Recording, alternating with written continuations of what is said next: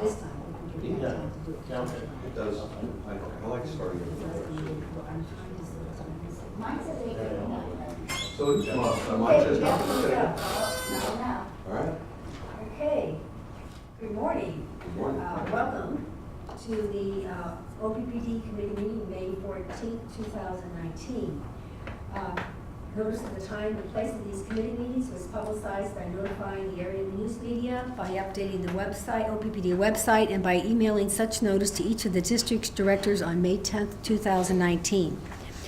As we discussed in last month's meeting on April 9th, we're going to hold any closed sessions at the beginning of the board committee meetings, and on today's agenda, we have one item to discuss in closed session, the CEO's performance review.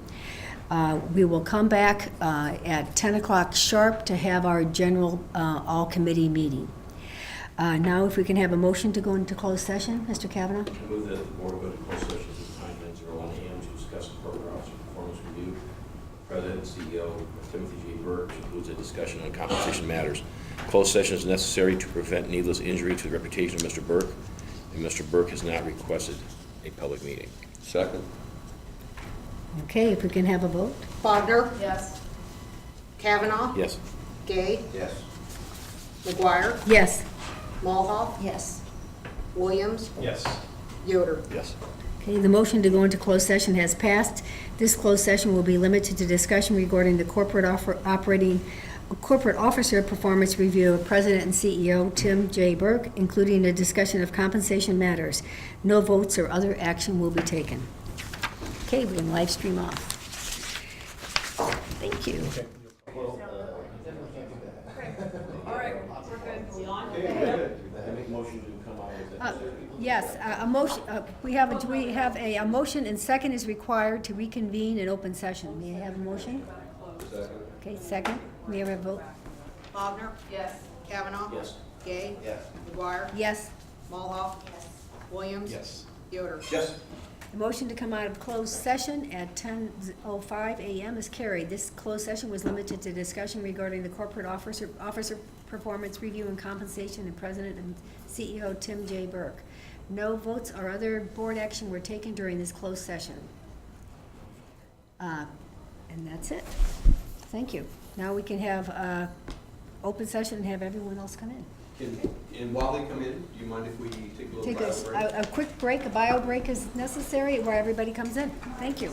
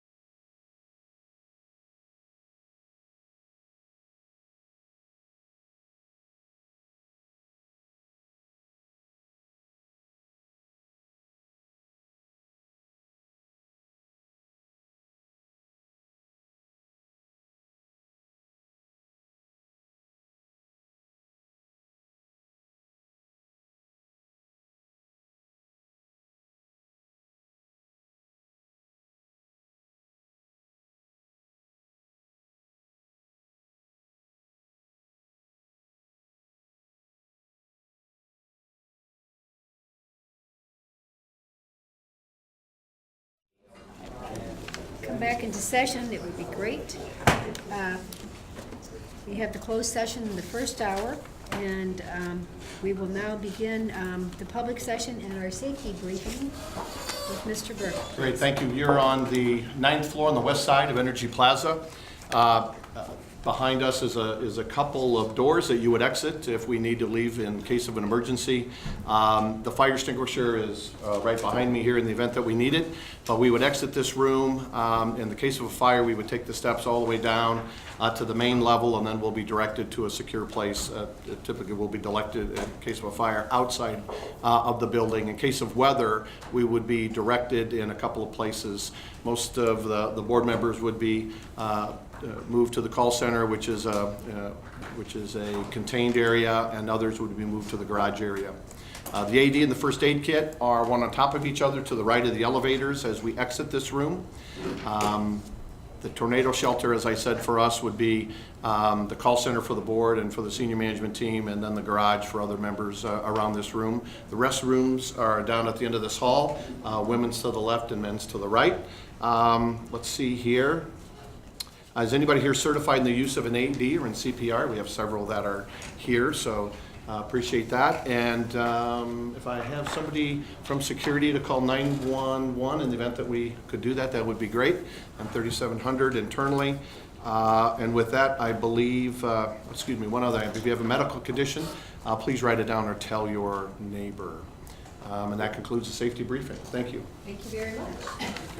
Next, we'll have the financial report.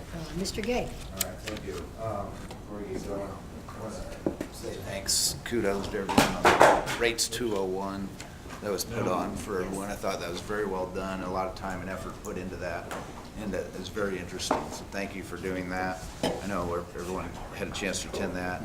I'm going to turn it over to Director Bogner, if you attended one of the retirement meetings. Yeah, I attended the Trust Selection Committee meeting last week where we met with Siegel Markle to review the OPPD A and B plans. Trust Selection Committee was delegated authority to make decisions about how funds are managed in those, and I was really impressed with the overall quality of the analysis done by Siegel Markle, as well as our internal OPPD staff on how they handle those and make decisions based on those trusts.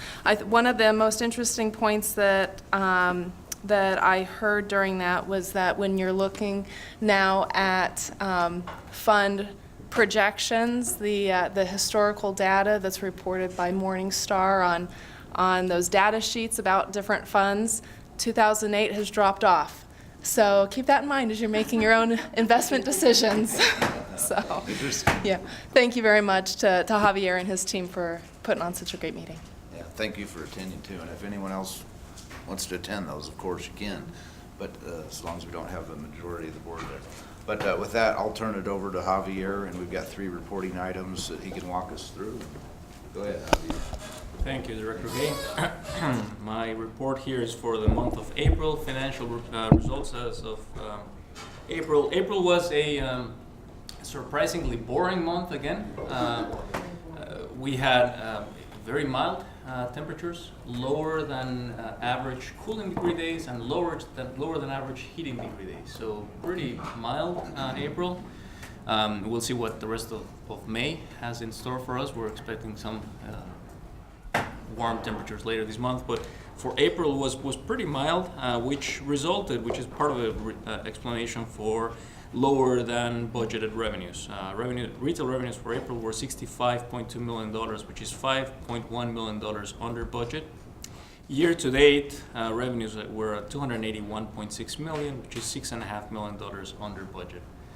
I think it correlates well with the weather pattern we've seen for the first 4 months of the year. We'll see what this summer has in store for us.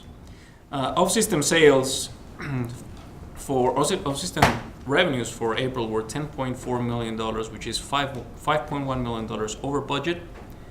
I'm going to skip to a few bullets down below on the fuel and purchase power, which is $26.6 million, which is also $5.1 million over budget. So both of them are moving in tandem for a variety of reasons, but it's interesting that they're both coinciding. So not a big story on off-system sales or purchase power and fuel. Other income for April was $6.5 million, which is $100,000 under budget, very close. We match very close to the budget in April. However, year-to-date, other income was $34.5 million, which is $8 million over budget. And I want to make a point to remind everyone here that the majority of that increase above budget, it's a non-cash element. These are mostly derived from our mark-to-market on our securities, that we have to mark those as other income. However, we have not liquidated those securities, and we're not planning on liquidating those securities in advance. Therefore, it's not necessarily a cash inflow to the district. Operating and maintenance expenses, excluding fuel and purchase power, were $30.4 million for April, which is $900,000 under budget. Again, kudos to everyone in the organization. We're meeting budgets, we're tracking budgets really, really close. I think this is the closest we've tracked for many, many years, and it's not a product of accident. It's a lot of hard work and diligence from all the teams, really looking at their costs and making sure that we're coming in exactly as we planned for. And this is not because we have to delay projects? No. Whether This is operating and maintenance, which I'm going to talk about capital projects. Those we are lagging mostly because of weather. But on these ones, this is just their normal operating and maintenance expenses for the district. Thank you. Good question. Fuel and purchase power, I already talked about that item. Other expenses for April were $32.5 million, which is $200,000 under budget. Again, very closely tracking on other expenses as well. These all combines to a net income for April of negative $7.4 million. We were planning on having negative net income in April. However, because of the lower revenues we had in April, that negative net income was more negative than we had planned it, and that is $4.2 million under budget. However, year-to-date, net income was a loss of $4.6 million, and that means we're only trailing $1.8 million behind budget, which is a fantastic result, in my opinion, something that we're keeping those variances very, very low. A reminder that in the first 4 months of the year, we had a significant flooding event that could have affected our financial results significantly more, and we're really not seeing much of that. We did see increased capital and operating and maintenance expenses as a result of that flooding event. However, we had already seen some savings elsewhere in the organization, which are basically offsetting each other. Yes. Do you know when we'll see the costs of the flood impacts in the reporting? I mean, is there going to be a specific report of the total accumulated costs from that event, or is that going to show up in the next few months? It depends, and we will see the cost of the flood in many ways. One of them is closely tracked by FEMA. So we're very busy tracking all of those and reporting those back to FEMA.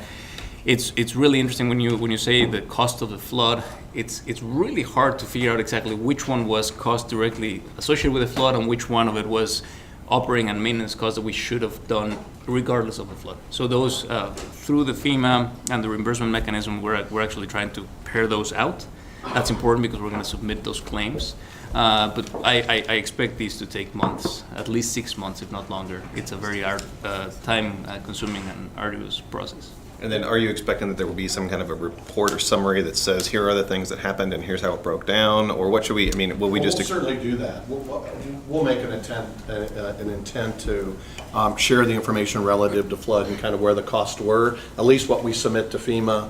So when we get to that point to submit it, we'll share that with the board and let you know kind of what that cumulative dollar amount is. I would tell you that, we're still not out of the flood season. Right. And so we're still maintaining our barriers, our HESCO barriers, our sandbagging, and so we'll still maintain that. There's still water in certain places that we want to protect our assets for, and so we continually accumulate those costs relative to that. But we'll make sure we provide a summary to the board on all of those costs that we submit to FEMA and what we believe we'll be getting back in remuneration from those. The caveat is don't expect those anytime soon. It takes a long time for those to come through.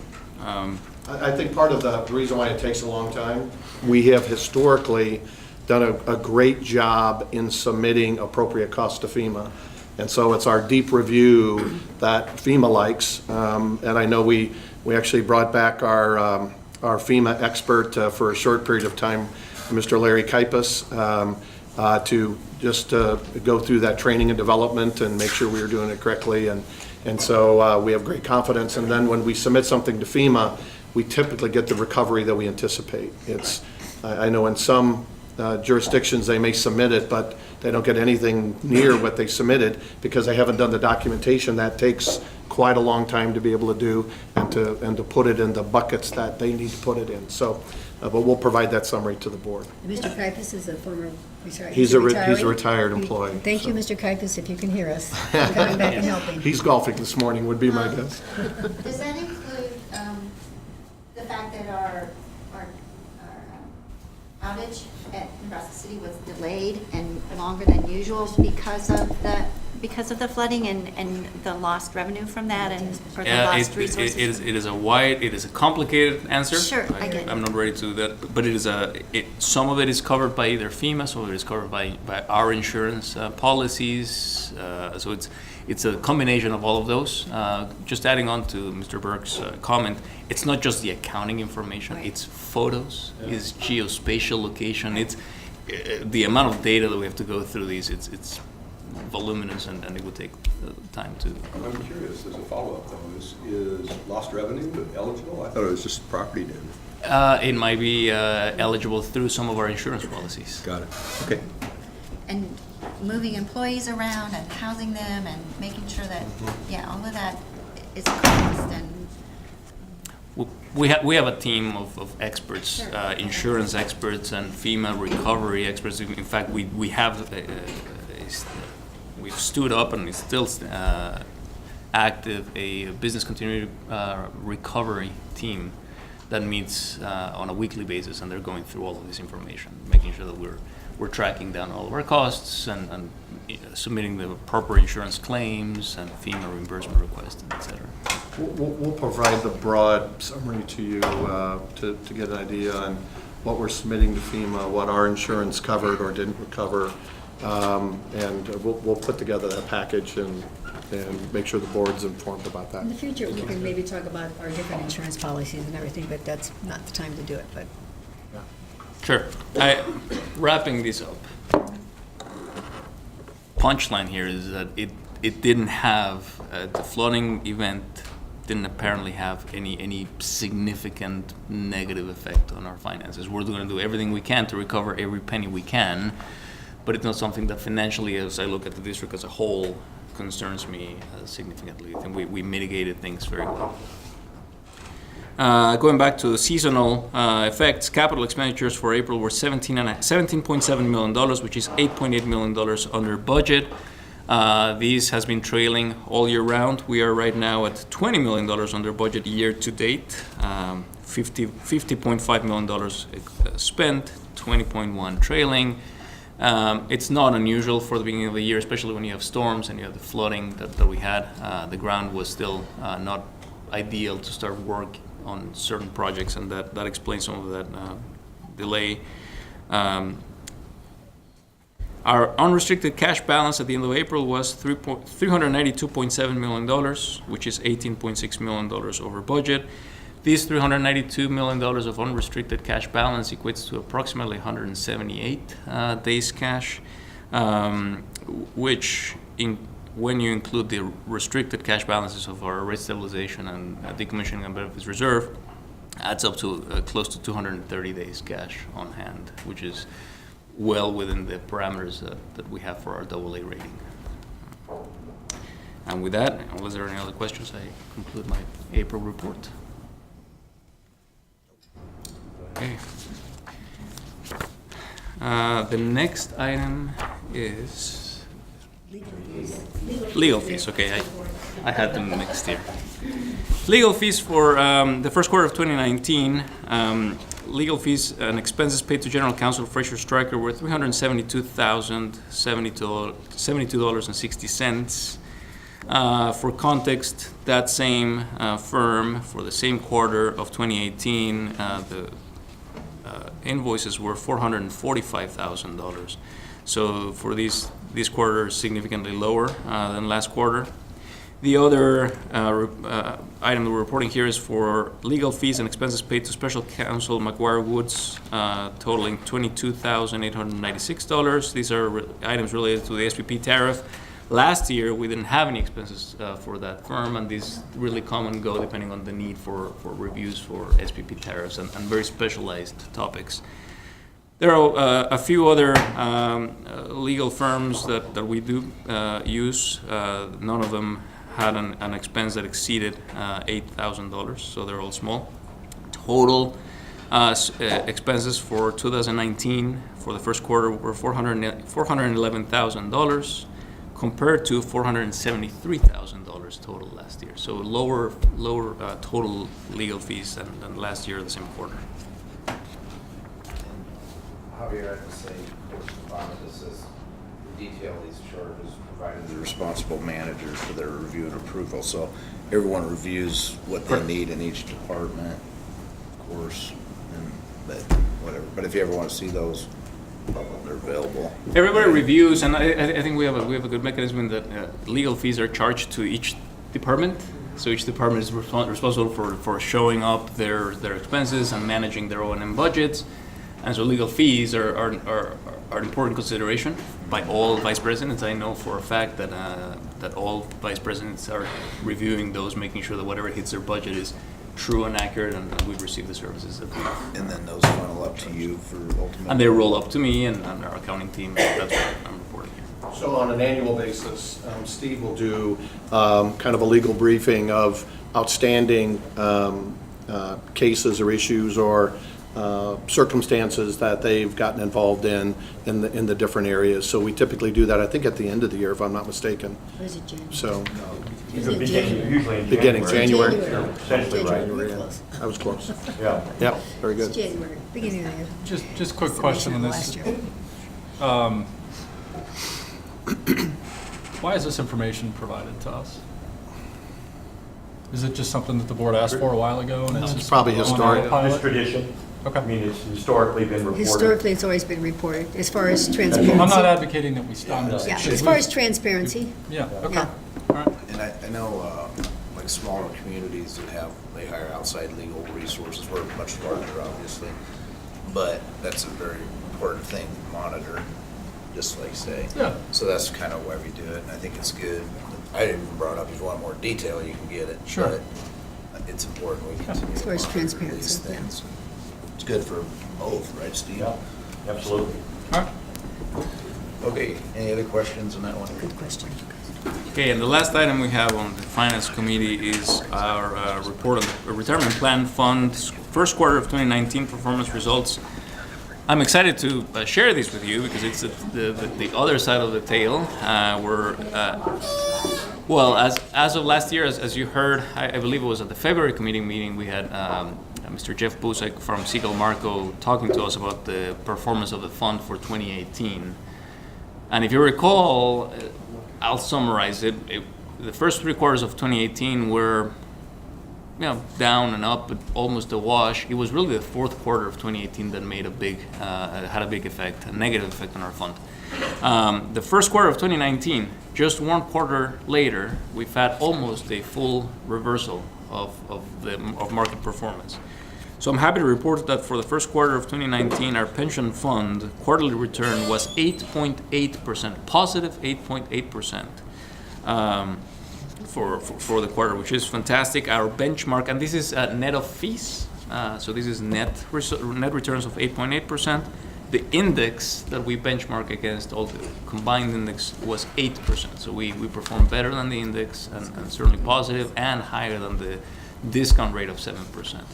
It's a good story, but the caution here is that it goes up. What goes up, go down too. Go down really quick. Would be a lot different than that. Yeah, Correct. exactly. The retirement plan, I like the rolling.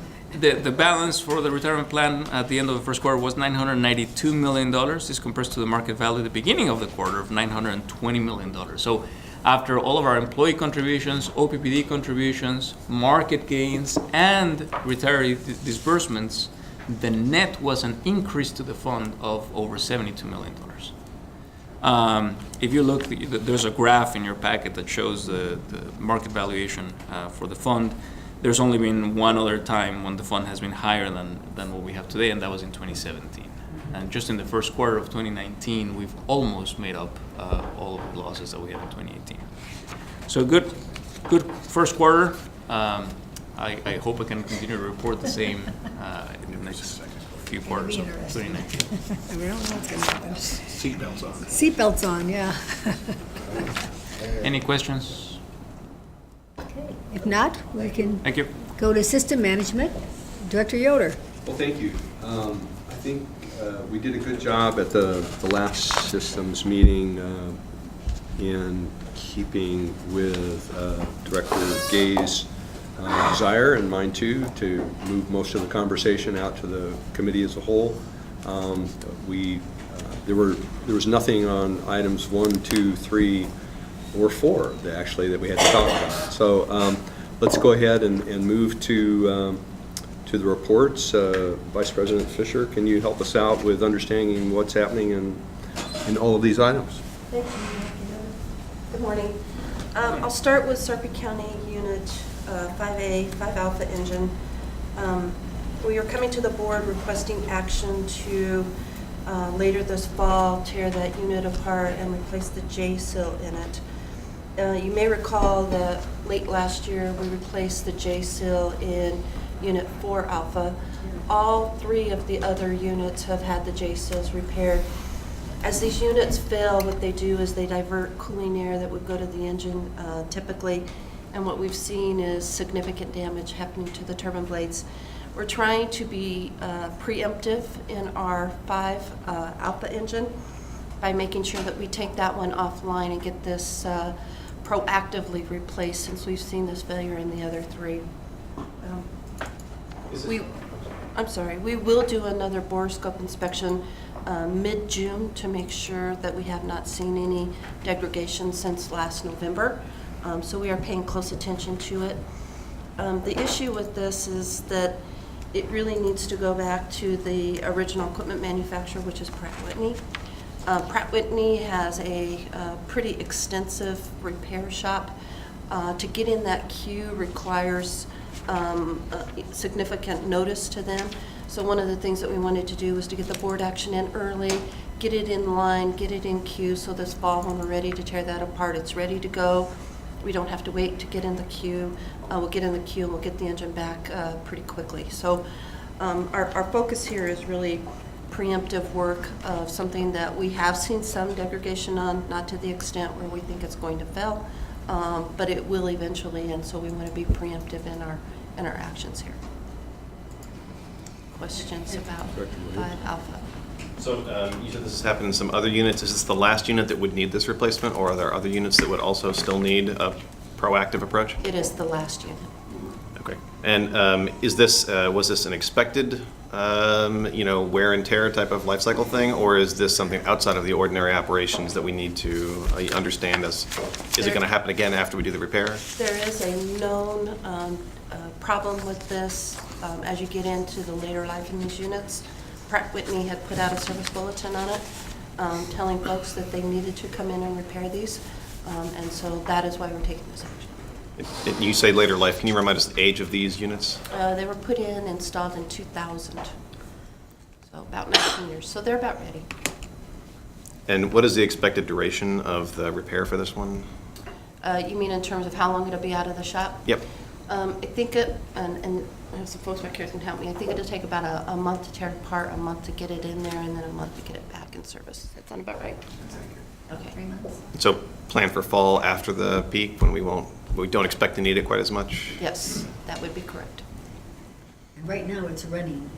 Right now we're utilizing it, correct? All We of are. our peakers. And as I said, we're Right paying now. close attention to the degradation of that sill. We'll do another borescope before we run it significantly over the summer, just to make sure there hasn't been any significant degradation since last November when the last borescope was completed.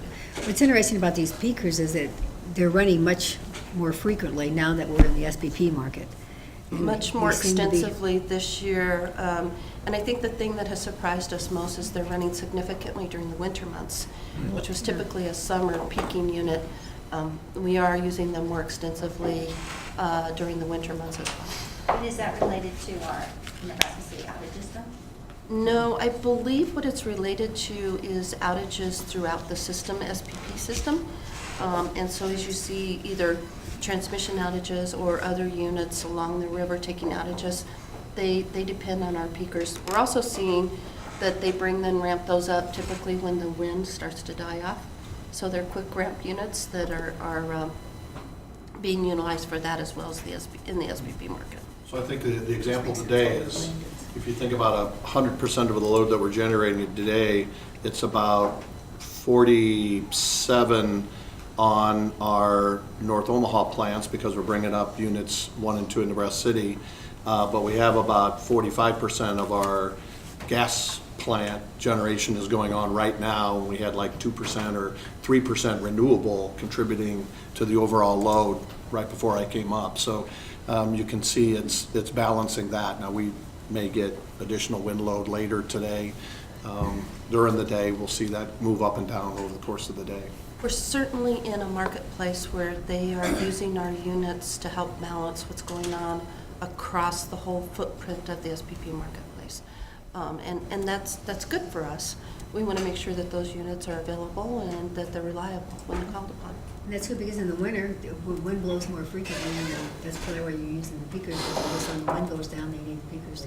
Let's not forget too, so we've seen a reduction in baseload generation in the footprint. So as those generators retire, point. as you put in more variable generation, you'll see the use of these peakers. I mean, we've talked about this a few years ago that we would probably see an uptick, and we really have over the last year or two.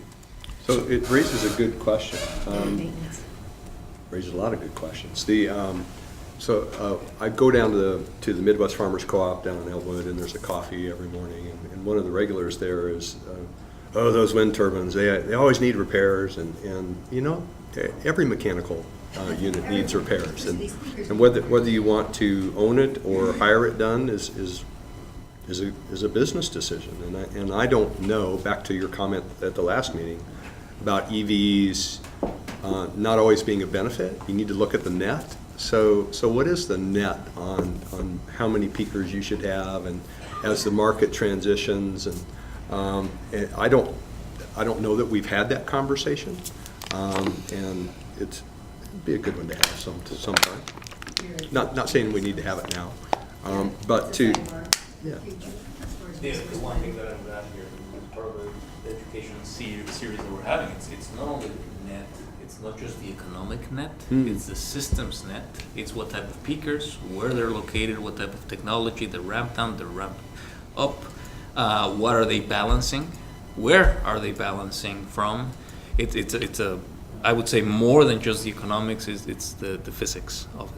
Yeah, of the system. That to me, in my opinion, is now probably taking precedent over just the economics. Yeah, and how does that blend with other DER? So, and other system constraints?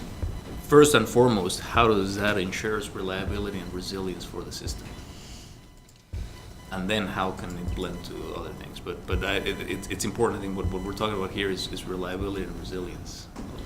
Well, it's not just our system either. I think we have to understand, you know, we're part of a multi-regional transmission organization that goes from Louisiana into Canada potentially. And so we are part of a region that has an accountability to support the regional transmission organization as well. So at times we have to wear the big hat, and at times we wear the little hat. So in this case, we're trying to repair some capacity that we need with our kind of OPPD hat on to get it repaired and available, but it also has a broader, bigger hat accountability because it's part of the capacity requirement that we have in the regional transmission organization as well. So one more follow-up, not to this discussion, but back to the original part of it. When we're making the repair, is it an improvement? Have they come back with new materials or new something, or is it a like-for-like replacement? It is an upgrade to the wear and tear that they have seen. That's why they put the service bulletin out, saying that there will be degradation. So from that perspective, we do expect it to last longer. And again, as we go into these and we start to get the service on them, we'll be able to make that determination about really, did the OEM or the original equipment manufacturer make the appropriate changes in there. You know, that's yet to be seen as we use these units. It's been since 1992 since I'm sorry, that's a different unit. That's Unit 1. But these in general, we will continue to follow those and do the bore scopes on them to make sure that we see that what's been done on those units is actually going to last into the future. Thank you. Do we have a unit currently down that's having this done? No, we do not. So all the previous ones that have been retooled are back in service? That's correct. So Okay. they have to do the orders in the fall and winter. And then this will require a supermajority because Yes, it it's, so that we need at least 6 votes on this. And then do we have an estimate of the cost? Even though this is going to negotiate, do you have your estimate? Find it in here.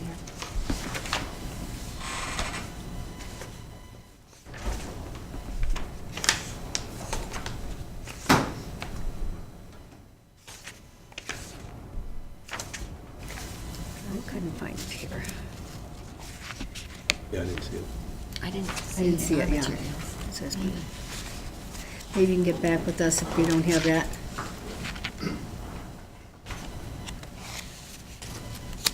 I just don't want to confuse it with Unit 1 that we're going to talk about here in a minute. The overall budget is about $2.7 million. That includes the tear it apart and put it back together. So that would be Okay. a contract amount, that's You say the budget? project amount. Go ahead. You say budget, is that included in the COP? Was this something we were prepared for financially, or how do we handle something like this financially? This is something where our flexibility comes into play. We have many projects cash. that we planned for last year that may not happen this year. Situations have changed, and so we're constantly monitoring what projects come off the list and what projects come on the list. We have a lengthy planning process. Remember that our capital budget for 2019 was designed and prioritized in July of 2018, right? So sometimes it's 12 to 18 months ahead of time. So things don't always happen the same way, but a $2.5 million additional project, it's certainly something we can fit in, and I don't expect any issues with funding. It's very like a cash balance. Right, you need to Cash- remain some. Cash balance on have hand, some yeah, flexibility. helps us with the flexibility. Okay. On, so Steve, I was looking at, they get an engineer certificate saying we gotta go out and we gotta go with this company. And then I'm reading in there, it says you gotta get it done by this day, whatever, otherwise we can't meet our 2020 requirements to the SPP, right? That's Sarpy County 1, this is That's the Sarpy other- County 5. Yeah, that's the other one. Yeah, the but, next- yeah, I was just looking through here, but I got a quick question relating back to the legal part. Okay. So when you do these things, there's a lot of these that you do all year long, you know? Right. I mean, those are just a series of conversations with our folks, and then do you actually go out and, like, make sure that's correct, or, you know? Do I do that? Does somebody in the law firm go out and do that? If you mean physically go out to the plant? No.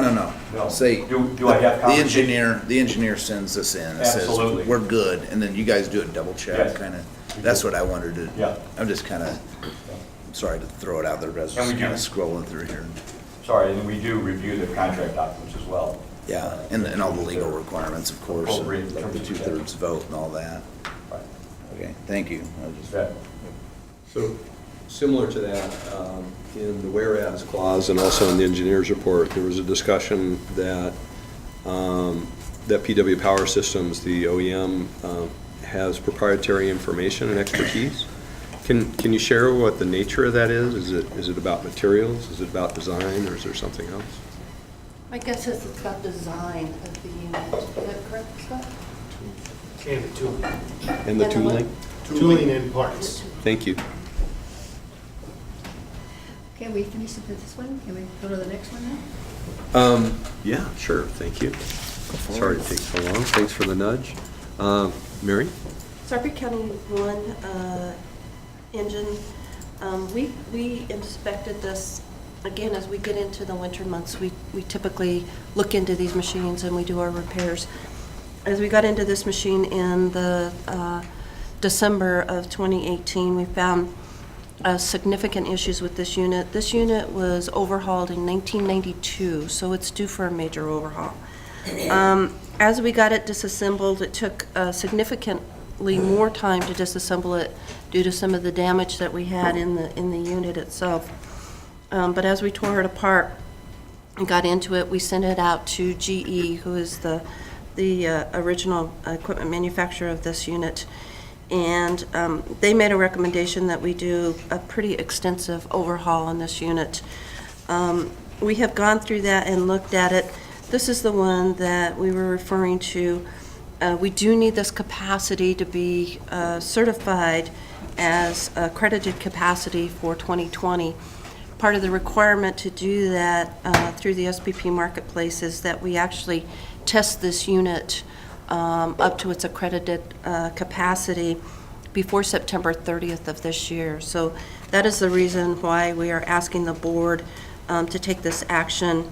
And it really does get down to just the sensitive timing that we have around this unit and getting it repaired. The damage itself, we believe that we can get out and still do a competitively bid RFP. We just don't want to do it under the sealed bidding process because that adds to this length of time that we would have to have it out there and available in the public. That timing really brings us back from a September in-service date to an August-September date. So that's why it's critical for us to head down this path. This unit has a number of different things that need to be done on this, but I will say that the damage that we're seeing since 1992 accommodated approximately 25,000 starts and over 10,000 hours of runtime. So significant performance by this piece of equipment. And really what we're getting into is they just need to be maintained periodically. This is one of the oldest units in Sarpy, right? It is one of the oldest units. They were brought online, I believe, in 1971. Yeah. And so they are the oldest units in the peaking unit fleet. Yeah. Or at least at Sarpy County. So when you say 10,000 hours of runtime, did you mean since 92 or since it was first put in place? I believe that's since the 1992 overhaul. We don't want to risk it, I know, and we miss that deadline, but how much time does this save, do you think? It saves us a couple of weeks, but it brings it back from mid-September to late August, which gives us a month to get the testing done, which is what, it makes us feel a Better lot more safe than comfortable. sorry, yeah. In case something would, go wrong, either with transporting it there to get it done, transporting it back. Yeah. Parts just don't arrive on time, those sorts of issues. So we would like to build a little more time in the schedule in order to accommodate. Is this one of the units that we would have done a J-seal replacement on, as we discussed in the previous one? No, So, this is a okay. different design by a different Okay. manufacturer. It does not have that same problem. Designs in Sarpy County. So this isn't one that we would have already sent in and spent 2.7 million on for? No. Okay. No, we would not. These are younger units. Will there be any contractual stipulations about meeting a certain deadline and then financial ramifications if that's not met, and knowing that we'll be up against a financial ramification if we don't meet our timeline? Yeah, we haven't even issued the RFP. We wait for the board approval to do that. And so we will be paying attention to that. And part of the evaluation as we go through the bid process will be what is the timing and when they can get the unit back to us. So we'll go through a competitively bid process that will look at those things. So the numbers of associated with the penalty that we face are just significant at this point. But is that fine? Is there a fine? Is there a proration if we miss the deadline? How does that work? There is we have a requirement to have resource adequacy requirements. And the way that they calculate that is that if we do not meet this, there's what they call a cost of entry or a CONE, which is set up by SPP, and that runs at $25.61 per kilowatt year. So you take that times the capacity, and then they'll also look at what the available capacity was in the marketplace and put a factor on top of that. So depending on what that is, it could range from a multiplier of 1.25 up to 2. And so when you do that times the 43 megawatts that we have associated with this unit, it runs in the neighborhood of $4.5 to $7.5 million of penalty that we will be facing in 2020 if we don't have this unit Yeah. tested before September. And is that a point in time, or is there a window, or is there a way to enter later? What? A point in time, meaning for the 20... When that is assessed, so here's a day, here's the hour, that's the day it happens, or if we miss it... There's a window. We have specific dates that they require us to have all of our resource adequacy tests done and provide that assurance that we have that capacity. And if we don't have it, we have to make up for it, right? And that's the date here. There's another one later on, and a year later, or So 2 it's, years later. so it's an annual assessment? It is an annual test that has to be done by all of our generating units. If we can't provide the assurance that we have that capacity, we basically have to purchase it. Right? For the following year? For the Right. following year. And Even it's though it may show expensive. up in another month? Correct. Correct. Okay. Well, that's pretty significant. So following on Director Goder's point earlier about questions regarding wind turbine operations, and maybe this is going to be covered in one of those upcoming education sessions, but what metrics do we use for tracking the amount of system outage time for different generation equipment, like these two, or the turbines, or other expected or non-expected servicing? How do we how do we verify that the expected performance of some of our generation equipment is matching what we're actually seeing on the back end, and then make appropriate adjustments to how we are planning our resource? And maybe this is resource planning? Once a year, we do a reliability monitoring report under SD4, and in there's some EAF, or equivalent availability factors, that we look at for each one of our units. Our peaker units, we look at number of starts, and then we look at an availability factor for those when they're called upon, not just kind of general time frame. And so we do track and monitor those on an annual basis. We have goals in SD4 that are appropriate for those. If you visit the units, they'll actually tell you what their availability factor is. They keep track of that. That is an important factor for them. On a monthly basis, we look at those numbers. Is that communicated, some number is put in there during the time of capacity assessment by the SPP? Good question. Capacity assessment. Thank you. I'm sorry. So we have to What was have the question? 112% of our expected peak load. That sets our capacity requirement for the year. Right, and the capacity associated with each one of these units is determined by the technology, not that much by the actual performance of the unit, although there's a combination, but you have a specific capacity factor that's associated with wind versus a gas unit versus a coal unit. That's how we get accredited.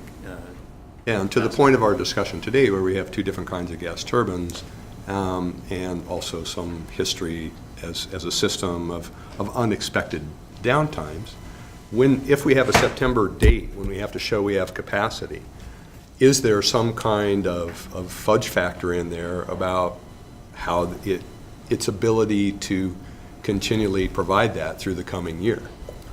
Because of unexpected downtimes or what, or age of units or whatever. So each generating unit has to be run up to its capacity every summer between June 1st and September 30th in order to be accredited for the following year.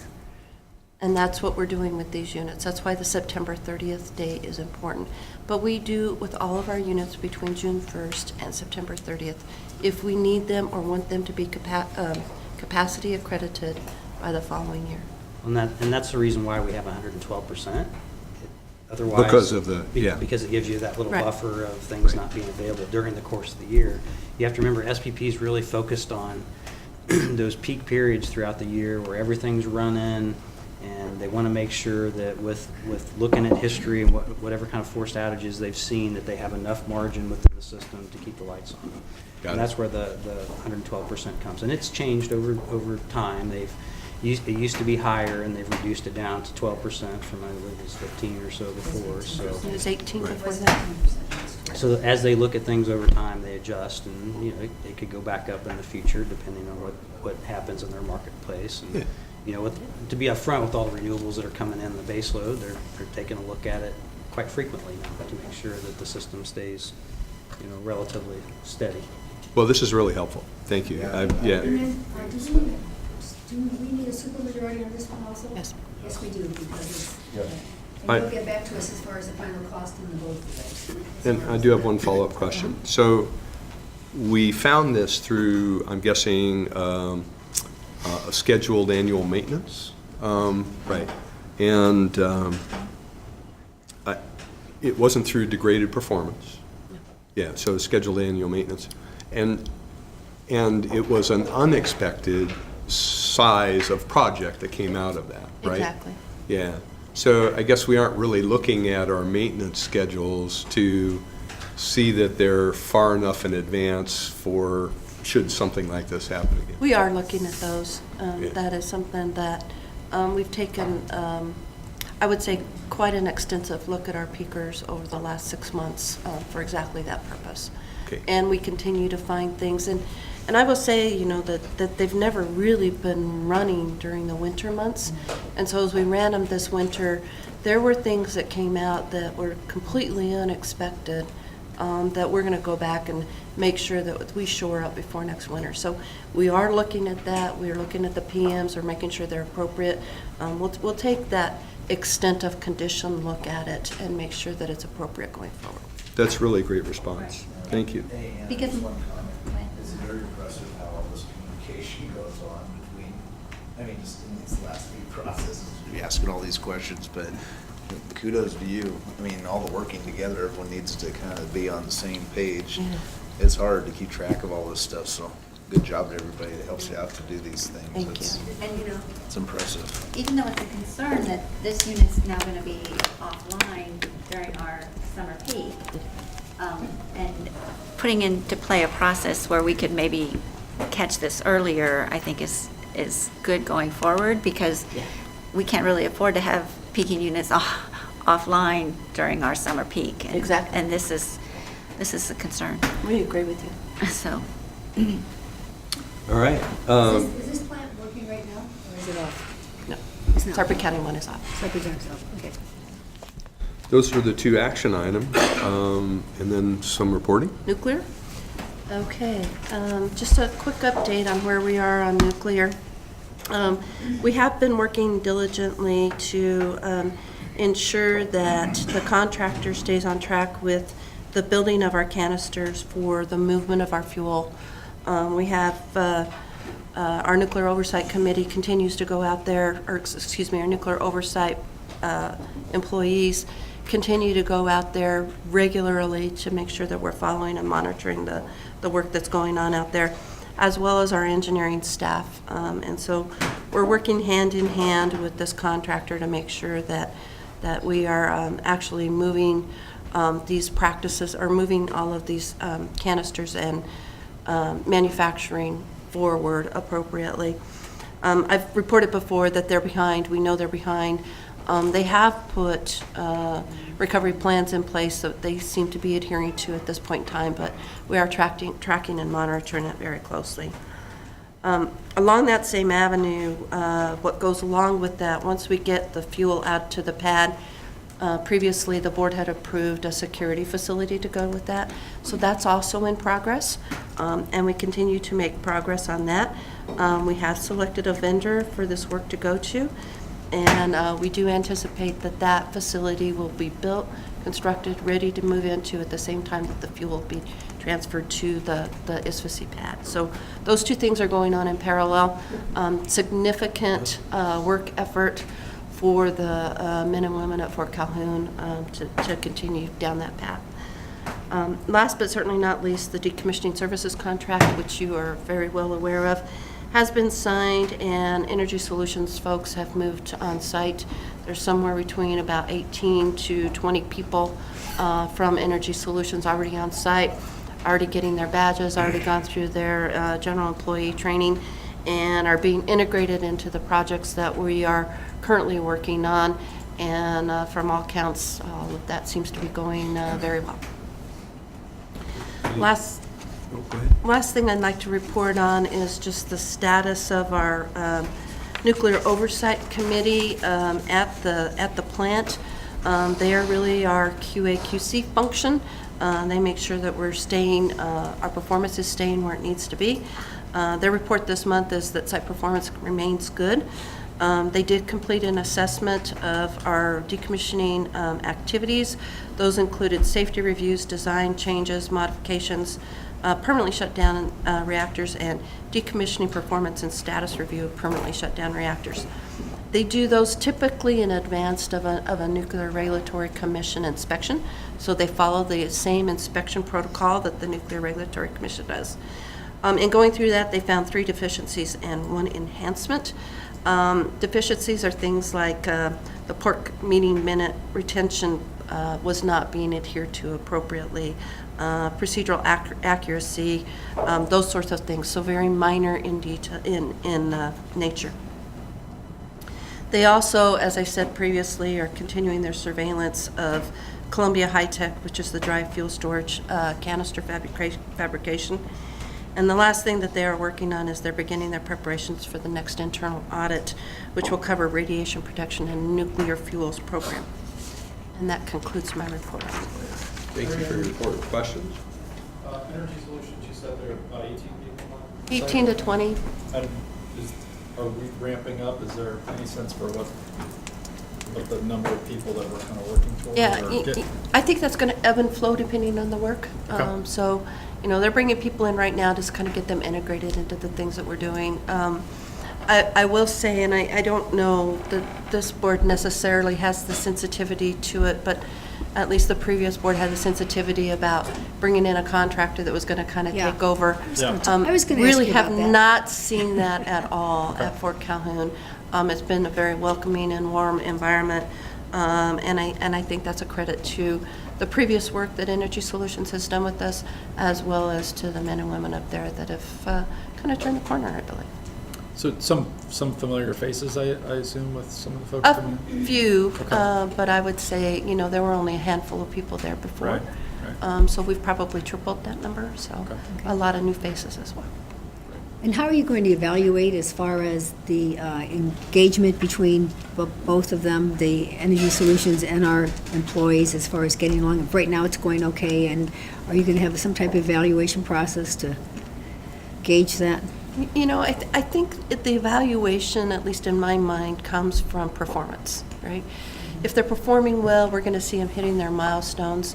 If we're starting to have issues, whether it be personnel issues or just differences in professional opinion, those sorts of things, we'll start to see those milestones slip.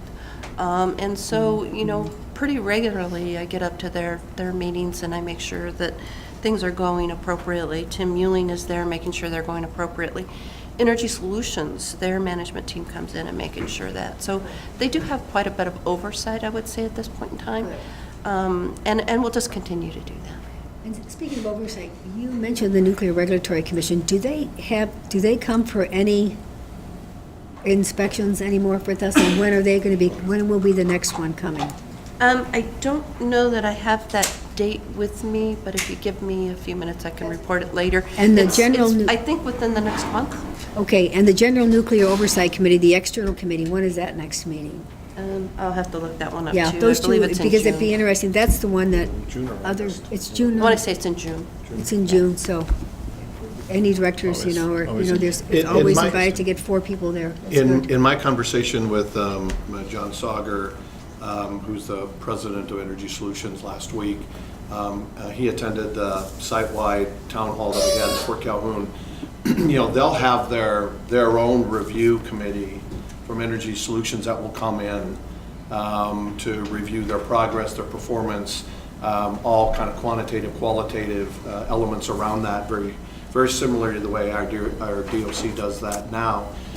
So I think there'll be several points of review and assessment that will occur, and we'll have the opportunity to see those reports and certainly be engaged and involved in those assessments and that related work.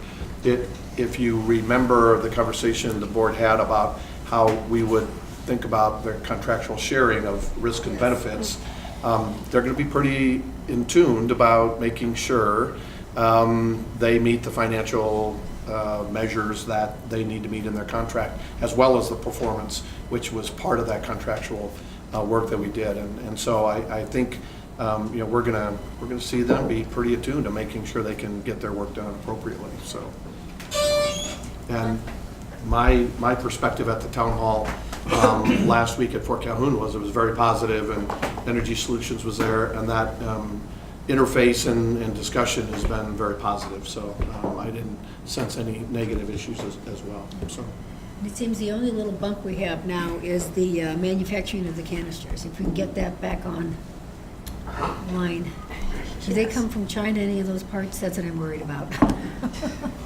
Yeah, well, it's the manufacturing, I mean, all the parts and everything are there, it's really Good. just the putting it together. And no, they're not manufactured in China, so just to make sure. They're manufactured in Colombia. No, this is manufactured in here, but I mean, if the parts. Colombia. We're talking about parts. And that's the part that's behind schedule that you mentioned?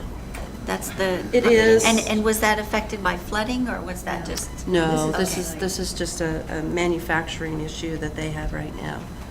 So, they're reminding me that the NRC inspection is starting today or tomorrow or Okay. yesterday, right this week, so. That's why maybe Mr. Yulin isn't here, huh? No.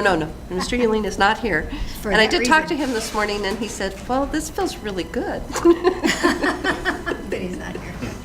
Well, now he's with the NRC, so what can we say? Other questions? So I just wanted to commend staff on a lot of significant accomplishments at Fort Calhoun over the years. The decision about decommissioning was very difficult.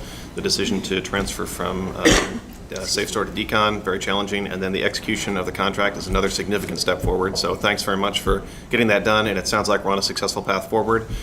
So I just appreciate all of the work that everybody has put into this, and excited to hear about where it's going. And thank you for all of that. Thank you. The board echoes, I'm sure, those comments, and thank you very much, Vice President Fisher and Mr. Vi. I'm sorry we didn't hear from you today. He's not. It's terrible. Oh, well. I'll be back next month. Comments. All right, His good. factual comments. He's a great fact checker for us. We All love right, him. good. That completes it.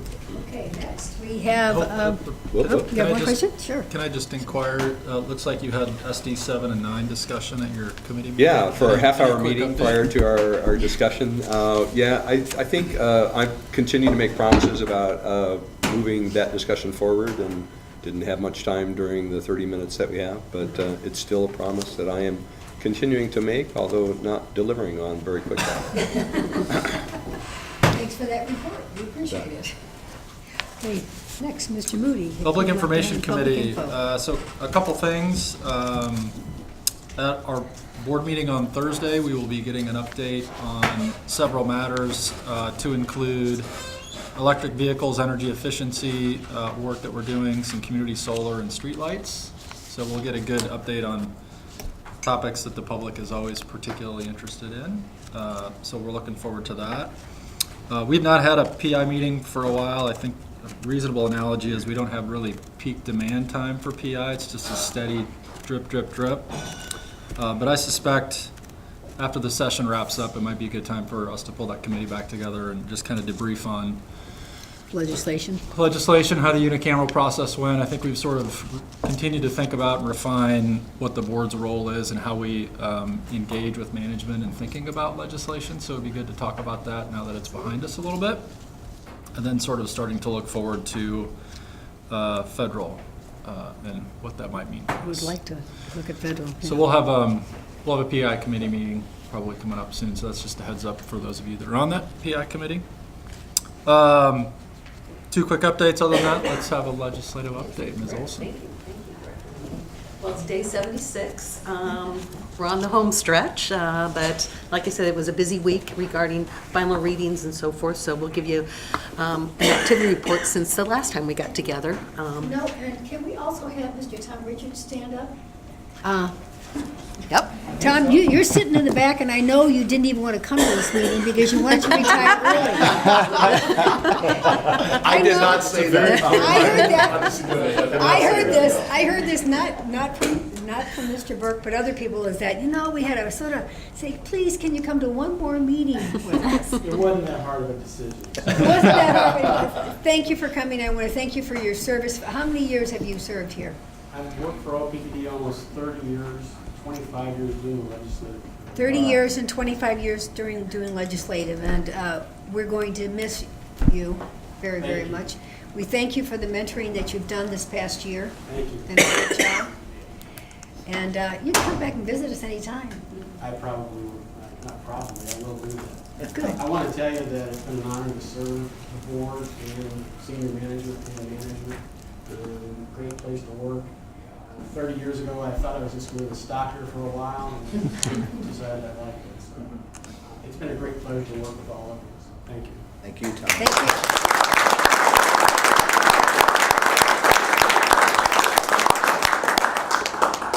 The floor is yours. Okay, thanks for the tee-ups, and thanks to Tom for being a great mentor to us, and Seth for doing so much work down in Lincoln as well. So similar to last month, I've got two agenda items and give you a status of what's happened from the last legislative report.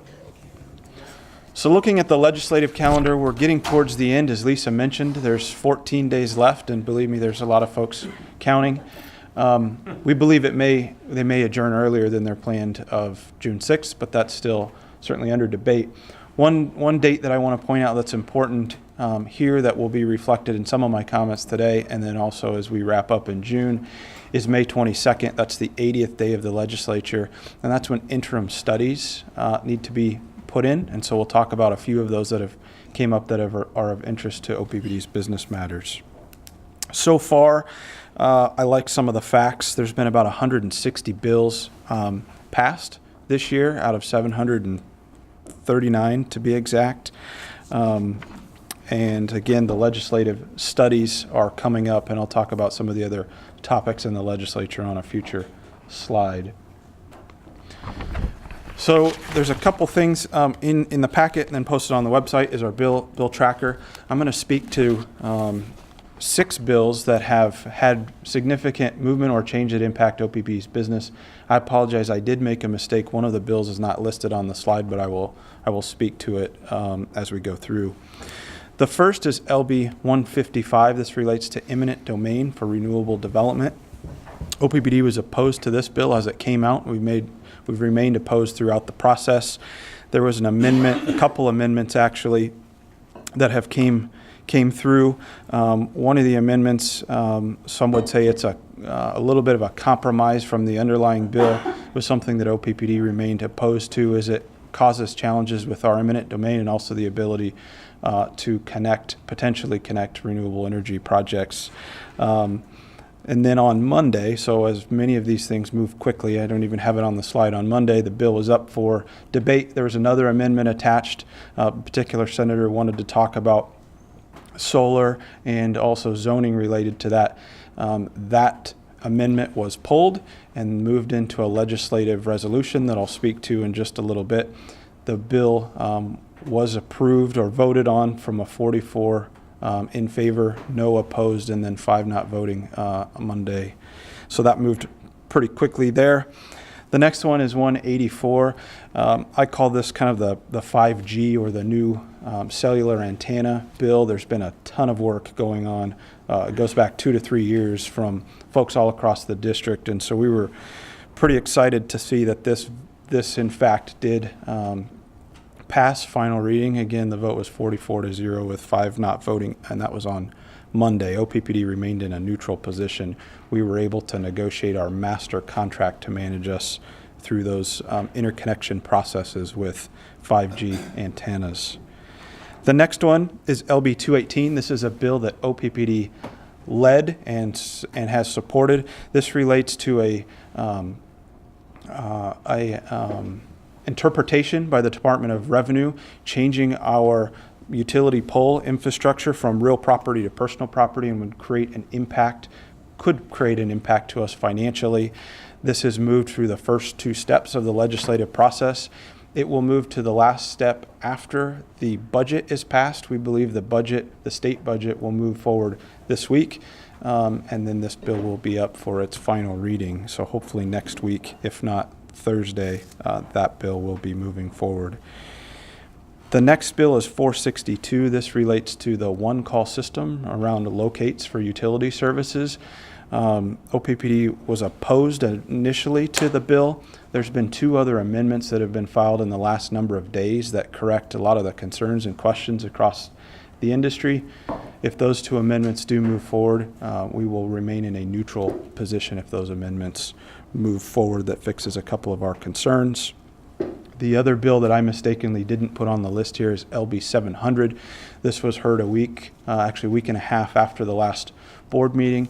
It had to do with wind, renewable energy decommissioning, so essentially what's required in the decommissioning process. And a lot of the discussion was around the underground fixtures underneath the wind turbines or the pedestals that the facility sits on top of.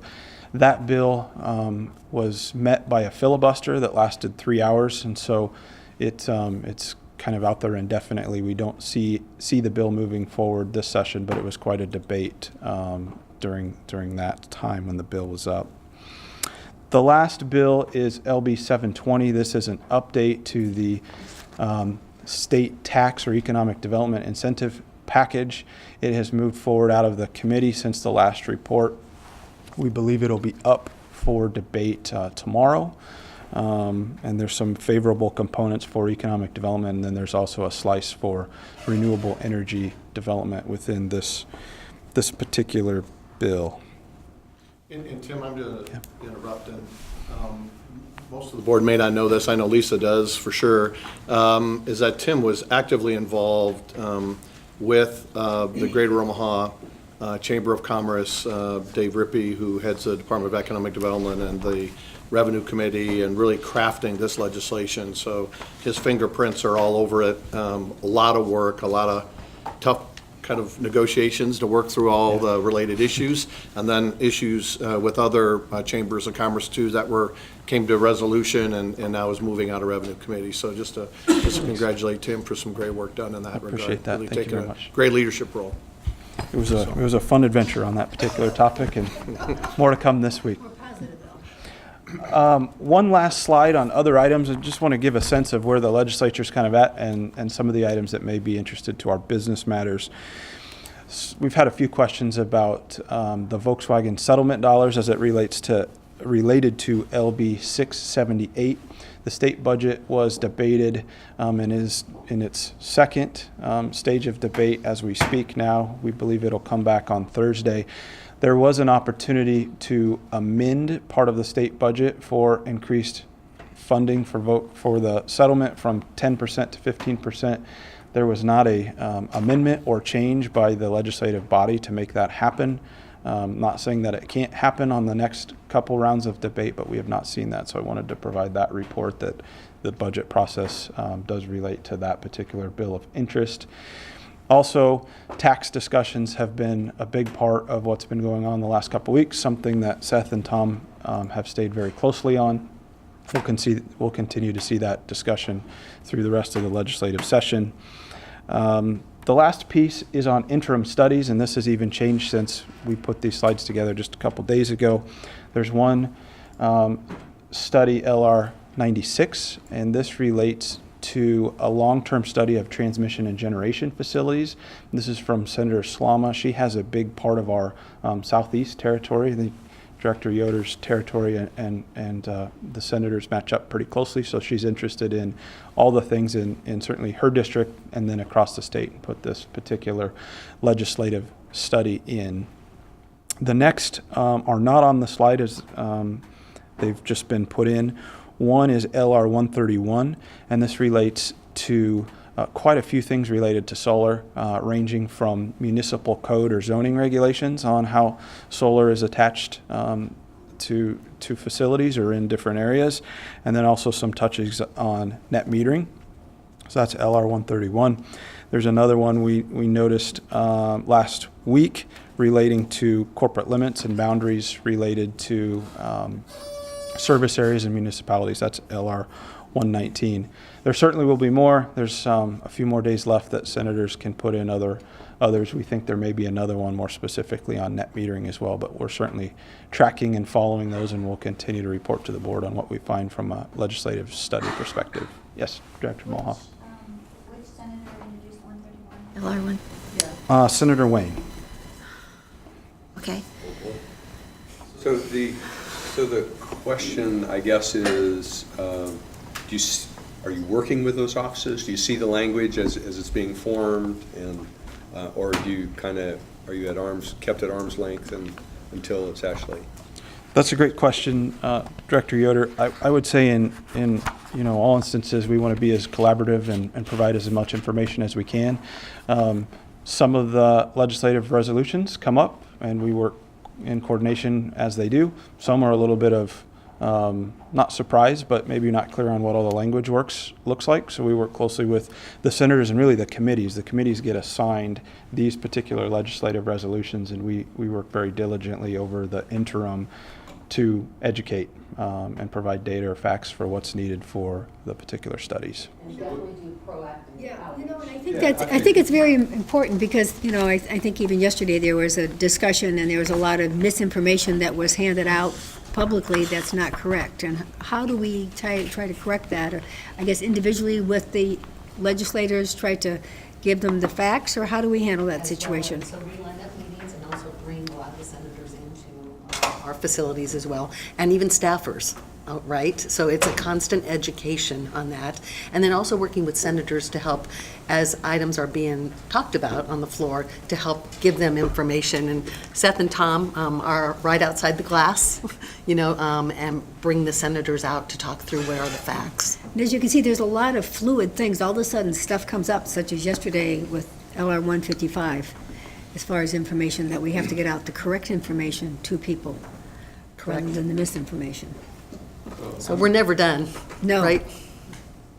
I'm needing some education on process. So I kind of understand how an LR works its way through a committee before it gets out. What is the relationship of the committee to an interim study?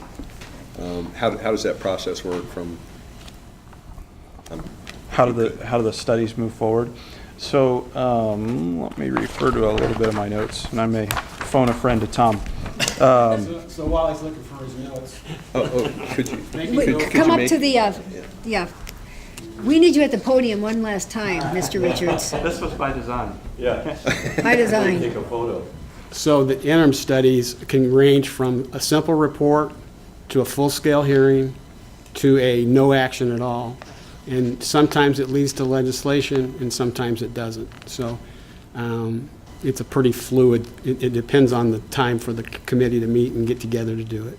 And how much money can be assessed as far as, is there some money that can go with an interim study as far as paying for stuff? That's happened in the past. Normally currently they use the staff to do that. They Okay. don't do that much anymore because of budget constraints. They want to pay for the study, so it's not viewed as a favor to the industry that they're studying, so they pay for those at this point. Okay. Are both of these LR 96 and 131 both in Natural Resources Committee? Good question. No, Wayne is not. Let's see. The Wayne one is Urban Affairs, I believe they both are. Yep, I've got them in front of me. And Director Yoder, some more specifics to your question. I did find my notes. So as these are assigned to the committees then prioritize these, to Tom's point, and so that is turned in by the end of the session. So then there's some priority status of how the LRs are put in place, and then we, as Lisa's point, we get very active and involved in having discussions where we need to. We also recall that last year we had the Natural Resources Committee into our Omaha Center, and they had a hearing that Senator Wayne had asked for a legislative hearing, I guess you could say, and study, and it lasted maybe an hour, I think it was, Tom, right? Yeah. Huh. So no interim hearing so far on net metering from council? His bill did not get out of committee. But no Not yet. legislative resolution yet? Could we go back to LR 155 and Senator Wayne's amendment that modifies net metering requirements? What is that exactly? Yeah. I see we're opposing it. We did, I don't have it in front of me, but it was there was components to LB 509, the original net metering bill. Lisa and I watched the debate. The senator wanted to speak about net metering and let folks know that he had an interest in continuing that discussion. That led to his legislative resolution, one of them that was 131 that relates to that particular bill. He then Okay. pulled the amendment, and then the vote took place He to did pull adopt. the amendment? He did. Yeah. Okay. Yeah. And that's why we have 131 now. I'm just Part of trying it, to, yeah. I'm trying to get the entire circle here. Yep. In reading 131, it looks like it's regulation related to solar, examining regulations related to solar, but not specifically mentioning net metering. Are we expecting something separate for net metering from either McAllister or Wayne? We've heard that, haven't seen what that looks like yet, but that, we're anticipating that. I think I maybe marked that on my side, but yeah. And what's the timeline on those? So the studies, the legislative resolution studies need to be complete by December 1st of this year. Or if we haven't heard, if there isn't an LR yet, what's the timeline on introducing an LR? They need to be done by the 80th day of the session, which is 22nd. the 22nd. May 22nd is that. Great, thanks. And I just think it's important for the board to know LR 96, the senator that's introducing that, I believe her father works at Cooper Nuclear Station. So there's an interest in that regard, in kind of what's going on in southeast Nebraska and what potentially could occur, so. And the nuclear station and our Nebraska City units are in her district, right? Sure. So with respect to the net metering potential studies, I want to encourage us to really highly engage in shaping those right now. You know, as you know, we spent a lot of time and energy on the last net metering bill to try and get it to a place where we were comfortable. And then once we had something, there was a lot of back and forth with respect to what it was and what it wasn't, and a lot of confusion. I'd really love to figure out a way to avoid that, which if we can have a really robust and a well-informed, productive discussion via a study leading into the next session, it's going to come back, It right? is. It's It is. coming I bet it back, is. so let's dive do in it the right now way. so that the next session can be a little bit smoother. Yeah, I spoke with Senator McAllister. I expect that he's hoping to do something, but it's not super clear. I think he's kind of reacting to what happened yesterday a little bit. But it'd be really great to have something. Agree. That concludes my prepared remarks. Okay. Thank you. And when will we have a federal legislative update? Director Moody and I have spoken about that. Probably June or possibly July. Yeah. Okay. Thank you. Let's see. Yes. Decommissioning oversight committee begins on July 30th and will be completed on August. So August 1st. Okay, thank you. Just want to get it in my calendar. Yep, Miss Tom, you don't want to stay? Okay. Is there anything else? Is that complete? Thank you. We have, the governance is next, if you want to give us a report, Mr. Director Kavanaugh.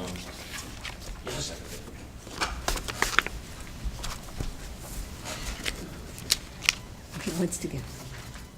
So what's a Control F like for an iPad?